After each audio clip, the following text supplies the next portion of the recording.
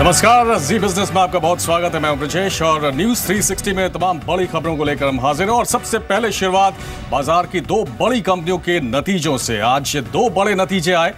इन्फोसिस के नतीजों से जहां निराशा हाथ लगी, वहीं रिलायंस इंडस्ट्रीज का नतीजों ने सबको चौंका दिया।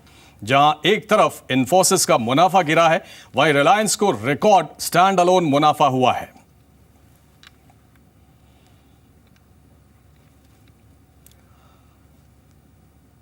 तो चलिए अब डिटेल में बताते हैं आपको रिलायंस इंडस्ट्रीज के नतीजों के बारे में, जो अनुमान से बेहतर घोषित किए गए हैं।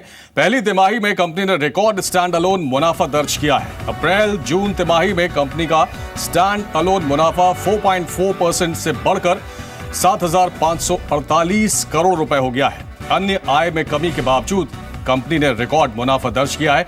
कंपनी की अन्य आय 2,141 करोड़ से घटकर 2,033 करोड़ रुपए हो गई है। वहीं ग्रॉस रिफाइनिंग मार्जिन $10.8 से बढ़कर $11.5 प्रति बैरल हो गया है। ये किसी भी एनालिस्ट के अनुमान से बेहतर है। जीआरएम के लिए जी बिजनेस का अनुमान $9.5 से $10 प्रति बैरल का था। पेट्रोकेमिकल्स कारोबार का प्रदर्शन अच्छा रहा है। पेट्रोकेमिकल्स ईबीआईटी मार्जिन 13.96% से बढ़कर 14.95% हो गया है।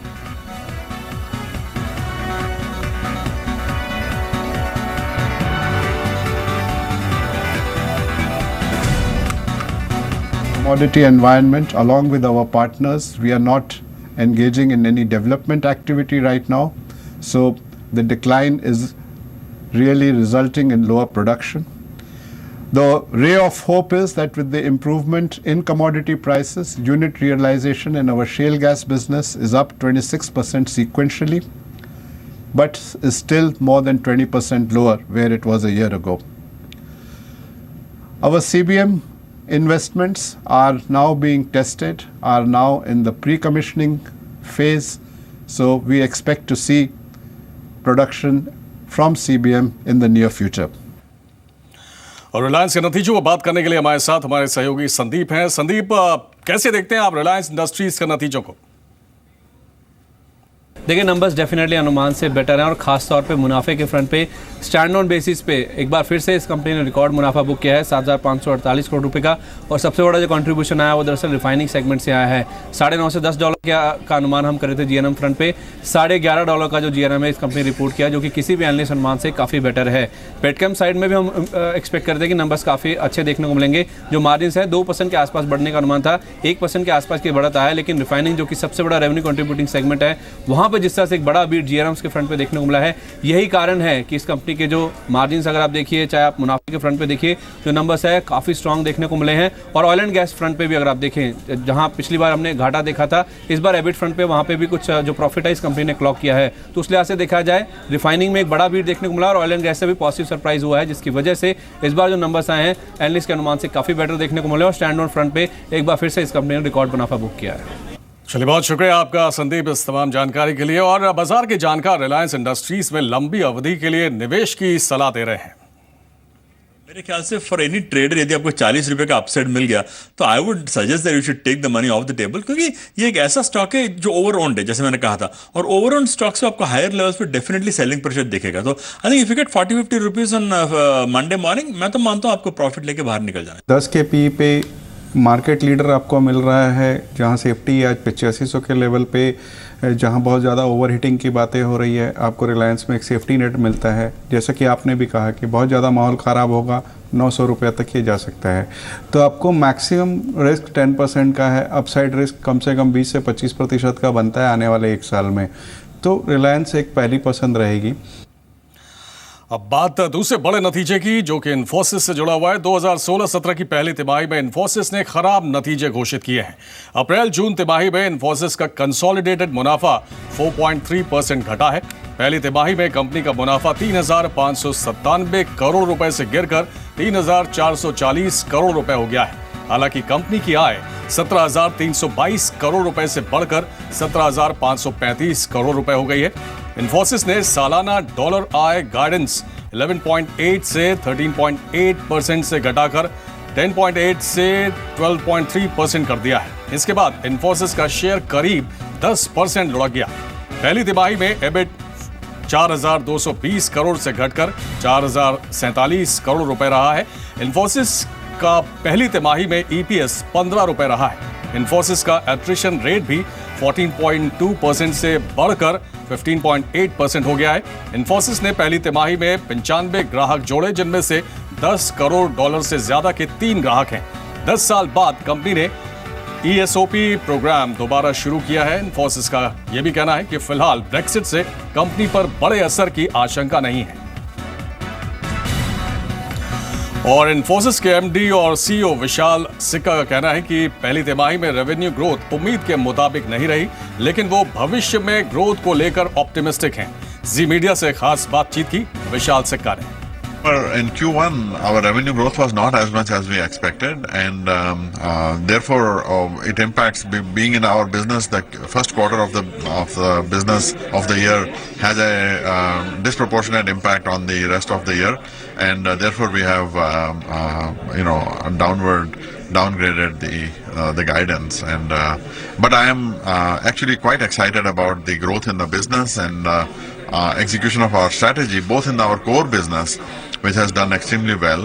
Our core delivery services grew by 3.4% over the quarter, as well as our new services, which have grown quite significantly. So these the headwinds that we have seen have been localized to a couple of small areas of our business, and we will continue to focus on those as we go forward. In the strengthened dollar compared to other pressures, do you have any pressure on it? Pressure? No, I don't see that, because constant currency is independent of currency. चलिए अब बात बाजार की। उतार चढ़ाव भरे session के बाद बाजार करीब 0.5% गिरकर बंद हुआ। निफ्टी 8,550 के अहम स्तर के नीचे बंद हुआ। सेंसेक्स 106 अंक और निफ्टी 24 अंक की गिरावट के साथ बंद हुए। आईटी शेयरों के चलते आज बाजार पर दबाव देखने को मिला। इन्फोसिस के अनुमान से खराब नतीजों के बाद कंपनी का शेयर करीब 10% तक लुढ़क गया। दिग्गजों के साथ आज स्मॉल कैप शेयरों में भी बिकवाली हावी रही। बीएसई स्मॉल कैप इंडेक्स करीब 1% गिरकर बंद हुआ। आज के कारोबार में आईटी शेयरों में सबसे ज्यादा दबाव देखने को मिला, वहीं ऑटो शेयरों में थोड़ी खरीदारी दिखी।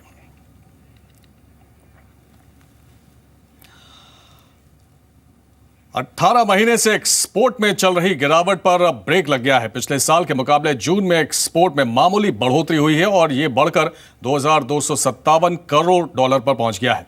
इस दौरान इंपोर्ट 7% से ज्यादा घटकर $3,000 करोड़ के पार पहुंच गया है। साथ ही जून में व्यापार घाटे में भी कमी आई है।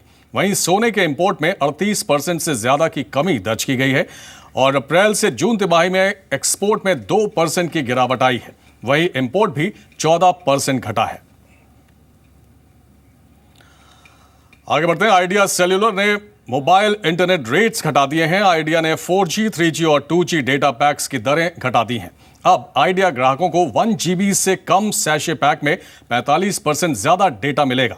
आइडिया ₹8 से ₹225 में 4G, 3G, 2G data pack दे रहा है। अभी ₹19 में 2G डेटा पैक में ग्राहकों को 75 MB डेटा 3 दिनों के लिए मिलता था। अब इसी कीमत पर 110 MB डेटा मिलेगा। इसी तरह ₹22 में 3 दिन के लिए 4G, 3G डेटा पैक में मिलने वाले 65 MB डेटा को बढ़ाकर 90 MB कर दिया गया है। नए पैक आज से आइडिया के सभी सर्कल में उपलब्ध होंगे। आइडिया फिलहाल 1,75,00,000 ग्राहकों की अपनी संख्या बढ़ाना चाहता है।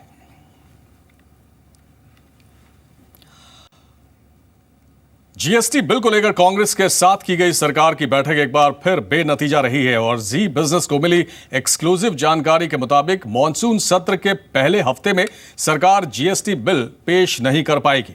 आज सरकार और कांग्रेस नेताओं के बीच जीएसटी को लेकर अहम बैठक हुई। हालांकि कांग्रेस का सरकार को समर्थन देने पर गोलमोल रुख ही सामने आया है। कांग्रेस अभी भी जीएसटी रेट की अधिकतम सीमा 18% करने पर अड़ी है, जबकि सरकार इसके लिए तैयार नहीं है। वहीं वित्त मंत्री अरुण जेटली ने कहा है कि सरकार अभी भी सहमति बनाने की कोशिश कर रही है और मॉनसून सत्र शुरू होने से पहले एक बार फिर कांग्रेस नेताओं से मुलाकात करेगी। Narendra Modi ji, Honorable Prime Minister, have called even Sonia ji and Manmohan Singh ji for discussion on GST. They raised some 3 issues, and those issues are mostly addressed by the Finance Minister. Finance Minister also had number of rounds of discussion with the Chief Minister of States, with the Finance Minister of States. Most of the states are on board in favor of the GST, and also I also in between as Parliament Affairs Minister earlier have talked to all the parties earlier. Most of them are positive. और खबर आ रही है कि mother dairy का दूध महंगा हो गया है। दिल्ली एनसीआर में कल से मदर डेयरी का दूध महंगा हो गया है। मदर डेयरी दूध के दाम में 1 रुपए प्रति पैकेट का इजाफा किया गया है। टोकन वाले दूध के दाम में कोई बढ़ोतरी नहीं की गई। तो मदर डेयरी के दूध के दामों में बढ़ोतरी कर दी गई है। 1 रुपए दाम बढ़ाए गए हैं, जबकि टोकन वाले दूध के दाम में बढ़ोतरी नहीं की गई है। कल से ये दाम लागू हो जाएंगे। बुलेट ट्रेन मोदी सरकार का ड्रीम प्रोजेक्ट है। सरकार इस सपने को साकार करने के लिए जी जान से जुटी है, लेकिन कुछ ऐसे पेचीदे मामले हैं जो बुलेट ट्रेन की रफ्तार थाम सकते हैं। मुंबई में बुलेट ट्रेन के स्टेशन पर पेंच फंस गया है। देखिए ये रिपोर्ट।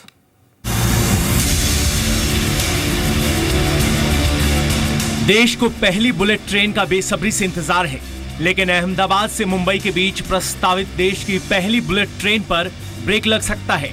दरअसल बुलेट ट्रेन के पटरी से उतरने का सबसे बड़ा कारण महाराष्ट्र सरकार का मुंबई स्टेशन बनाने के लिए जमीन देने से इनकार करना है। रेलवे मुंबई में बुलेट ट्रेन स्टेशन बनाने के लिए बांद्रा कुर्ला कॉम्प्लेक्स में 2.22 एकड़ जमीन की मांग कर रहा है। बांद्रा कुर्ला कॉम्प्लेक्स करीब 69 एकड़ में फैला है। महाराष्ट्र सरकार की बांद्रा कुर्ला कॉम्प्लेक्स की इस जमीन पर Mumbai international financial services centre बनाने की योजना है। महाराष्ट्र सरकार का कहना है कि अगर यहाँ पर बुलेट ट्रेन का अंडरग्राउंड स्टेशन बनता है तो उसकी IFC बनाने की योजना को धक्का पहुंचेगा। सूत्र बताते हैं कि महाराष्ट्र के मुख्यमंत्री देवेंद्र फडणवीस ने रेल मंत्री सुरेश प्रभु को BKC से 4 किलोमीटर दूर बांद्रा रिक्लेमेशन एरिया में जमीन देने का प्रस्ताव दिया है। रेल मंत्रालय ने इस प्रस्ताव को बुलेट ट्रेन के लिए नियुक्त कंसल्टेंसी जाइका को सौंप दिया है। अब जाइका बांद्रा रिक्लेमेशन एरिया की फिजिबिलिटी स्टडी करेगा और रिपोर्ट सौंपेगा कि क्या बांद्रा रिक्लेमेशन एरिया में बुलेट ट्रेन का स्टेशन बन सकता है या नहीं। BKC की बजाय बांद्रा रिक्लेमेशन एरिया में अगर बुलेट ट्रेन का स्टेशन बनता है तो बुलेट ट्रेन का मौजूदा बजट 1 लाख करोड़ से ज्यादा हो सकता है। महाराष्ट्र सरकार की जमीन नहीं देने के पीछे एक दलील ये भी है कि इससे MMRDA को रेवेन्यू का काफी नुकसान होगा। फिलहाल BKC के जमीन का रेट 35,000 से 40,000 रुपए प्रति स्क्वायर फीट है। फिलहाल रेल मंत्रालय महाराष्ट्र सरकार के प्रस्ताव पर विचार कर रहा है। बुलेट ट्रेन प्रोजेक्ट को किसी भी कीमत पर कामयाब बनाने के लिए कोशिशें जारी हैं। समीर दीक्षित, जी मीडिया। अपने बालों के स्टाइल और बेतुके बयानों के लिए सुर्खियां बटोरने वाले डोनाल्ड ट्रंप को भारत के एक शख्स ने अपने अंदाज में जवाब भेजा है। जी हां, अमेरिकी राष्ट्रपति चुनाव में रिपब्लिकन उम्मीदवार डोनाल्ड ट्रंप के दिमाग को ठंडा रखने के लिए एक भारतीय चाय कंपनी ने असम की जानी मानी ग्रीन टी भेजी है। कंपनी ने चाय के 6000 टी बैग्स के साथ ट्रंप को संदेश दिया है कि ग्रीन टी पीने से उनका शरीर साफ शुद्ध होगा, दिमाग और शरीर में संतुलन बनेगा, जिससे उनकी सोच में निखार आएगा। कंपनी ने वीडियो में कहा है कि ट्रंप ने अपने बयानों से सारी दुनिया को चिंता में डाल दिया है। हम उन्हें रोक नहीं सकते, लेकिन उनकी सोच बदल सकते हैं। अगर ट्रंप 3 कप चाय रोज पीते हैं तो भेजी गई चाय 4 साल चलेगी। Crooked Hillary, she can't put him away, and it's going to be a mess, and it's getting worse and worse. And I'm saying to myself, what just happened about 12 hours ago? A plane got blown out of the sky. And if anybody thinks it wasn't blown out of the sky.